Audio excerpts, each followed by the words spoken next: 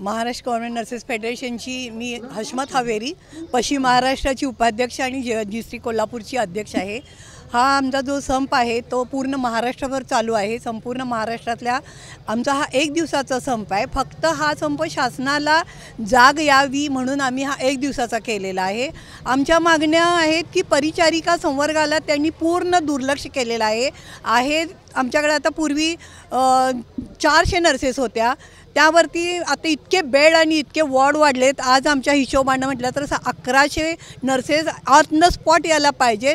तर 400 नर्सेसवर कुठलीही पदं न भरता त्यांनाच काम लावते, तो एक लोड पडलेला आहे। हे असताना इतर जी आर्थिक कामं आहेत किंवा प्रमोशनची कामं आहेत ती सगळी पदं रिक्त ठेवून परिचारिकांचं आर्थिक पण नुकसान होतं आहे आणि शारीरिक पण नुकसान होतं आहे, कारण 24 आवर्स नर्सच काम करते, पेशंटच्या जवळ तीच असते। तर याच्याबद्दल शासनानं जागं व्हावं।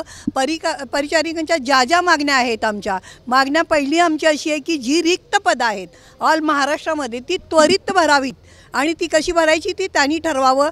जवळजवळ मला वाटतं 15 ते 20 वर्षात की नाही परिचारिकांची भरतीच झालेली नाही आहे। तर ती पूर्णपणे भरून सक्षमप्रमाणे आम्हाला परिचारिकांना रुग्णसेवा करण्यासाठी त्यांनी मदत केली पाहिजे।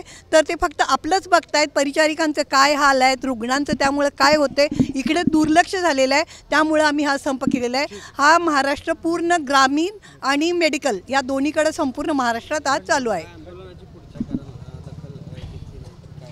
आता आम्ही निवेदनं आरोग्यमंत्री, पालकमंत्री, मंत्रालयापासून डेप्युटी डायरेक्टर, कलेक्टरपासून सगळ्यांना दिलेले आहेत। त्याच्यावर आजचा हे त्यांना जागा करण्यासाठी एक दिवसाचा संप आहे। आज जर ते जागे नाही झाले आणि त्यांनी जर आम्हाला आमच्या मागण्यांच्याकडं जर दुर्लक्ष केलं तर आम्ही कायमचं काम म्हणजे जोपर्यंत मागण्या मान्य होणार नाही तोपर्यंत आम्ही काम बंद करणार आहे। ऑल महाराष्ट्र हा संप होईल।